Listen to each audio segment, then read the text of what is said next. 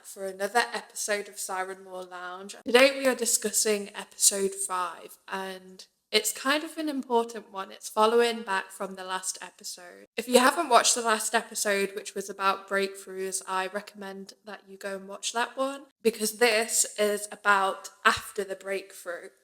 And the kind of phase that no one really talks about after the breakthrough has happened and your perception has changed, because that's what happens when you go through a breakthrough, especially a big one, your whole perspective changes. And when when that happens, it's that kind of phase where life hasn't caught up yet.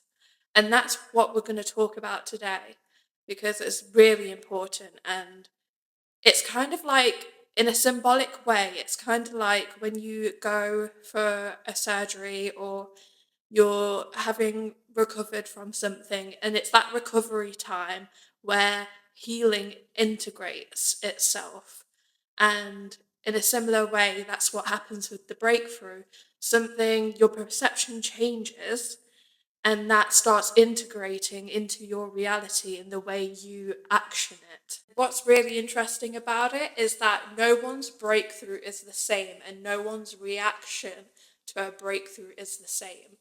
You know, it's all on a spectrum. That's the most interesting thing about humanity, is that it's the way we react to the things that happen in our life, because it's just all on a spectrum.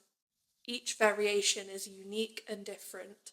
Let's get down to the kind of sticky part of the phase, which is where you're actioning everything, whether that's implementing mindfulness or going out and being adventurous or doing whatever it is that this breakthrough has kind of led you to, making a choice, making a change, or even just changing your whole life around. In most cases, you're making different decisions, building different habits and a different lifestyle. And that often comes with a lot of building self-discipline. And also, when you're stepping into a new path, it can become challenging in a sense that you're losing that comfortability of that old life. The lifestyle that you've got used to for so long, the people as a whole. And stepping into a new path can often mean sacrificing everything you used to know to being open to receiving everything that you want. So often that means sticking by choices and boundaries that might mean a friend or a partner doesn't really agree with, or they don't like because they like that old version of you. It might not be for a selfish or like secretive reason.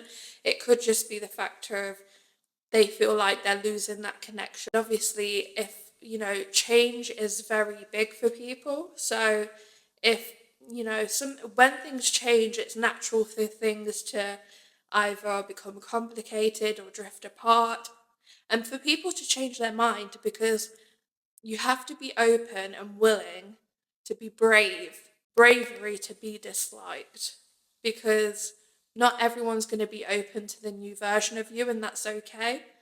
I think that goes for everyone. Give everyone grace where they need it, and everyone's growing. You're not the same person you are for your entire life. You are evolving. So give yourself kindness. Give yourself a bit of compassion for the moments where it gets to that sticky phase in the breakthrough, where you're implementing the actions and some things are getting a little bit complicated and maybe not feeling nice in the moment. But have the self-belief, the faith that it is going to get better. It's okay for everyone to change their mind, because it's okay for everyone to evolve and grow.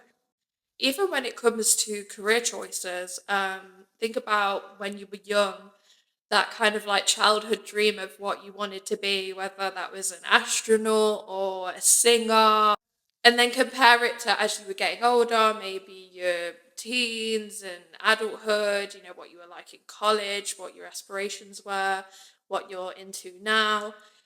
It's okay for things to change, and it's okay for them to change very quickly. I feel like people often get the misconception of that change needs to be, you have to commit to a certain amount of time for it to truly mean something and to prove yourself, when that's not the case. You don't have to prove yourself, and that worthiness is already inside you. You can change in a day. So, for example, if something that you were really into and you had the real kind of vision for it, then suddenly you're on a different path and that really doesn't fit in with your vision anymore. It's okay to let it go. Don't kind of get caught up in the trap of FOMO and things like that, because one of the most important things that I've been learning when in my journey of becoming her is that choices are really important. What you say yes to and what you say no to. Sometimes we're led by certain fears, but actually creating and building the life you want. If you're creating something, you know exactly what piece goes where, how you need to do something, and all that.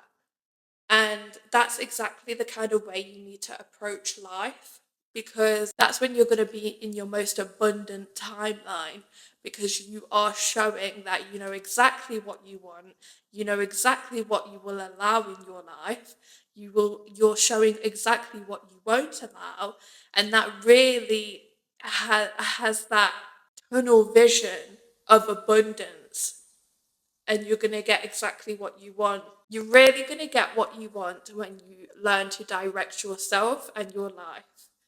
And I'm not saying it in a way of everything needs to be planned. Everything doesn't need to be planned, because your most spontaneous, playful, feminine days where you're just so happy and full of joy and full of love, and you do something for you that makes you feel good, whether that's, staying in, having a little spa day, or going out on the town, or going to a different country, whatever that is, do it. Because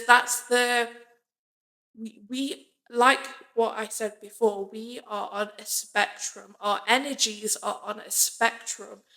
If we just stick to one sort of energy, things are going to become stagnant, and we don't want that. So we need to learn to flow more with our energy, and that's what's going to kind of release the tension and bring in what we want. Because that's what the aim is after a breakthrough. We have the realization, we action it, and we want to see that change. And that's exactly how to do it.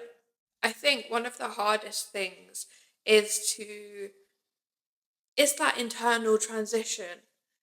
The things that you used to allow before, the kind of identity shift that you're now going through, that is the hardest part. Once you get over that stickiness phase, there's no more stickiness. Everything flows, everything's okay. And you're at that state of ease where you're just like, you just feel better. Once you got over that phase, you're all gold, you're all good. So, yeah, it's kind of having that self compassion, the self faith, and the discipline. And not discipline in a sense of you're pushing yourself, you're forcing yourself through it, but you're being selective. You're being selective and really taking direction.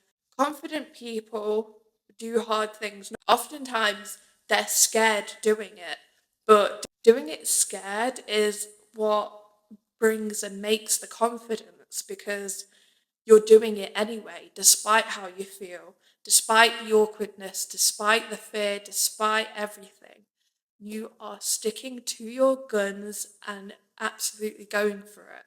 Sometimes I often like to think of embodiment that helps me, or kind of like a habit, or something that kind of gets me in that zone.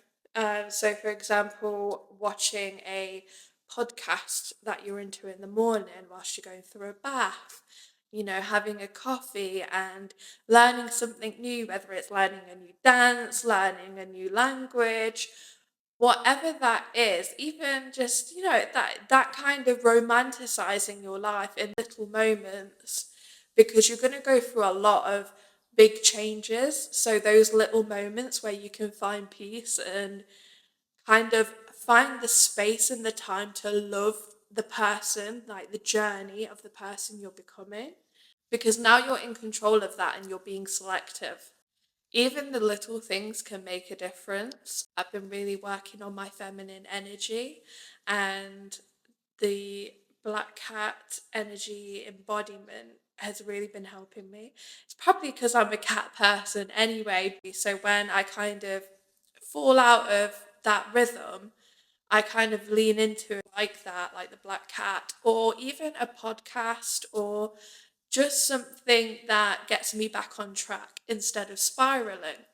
Have compassion for yourself, because there's going to be some days where you just want to rest.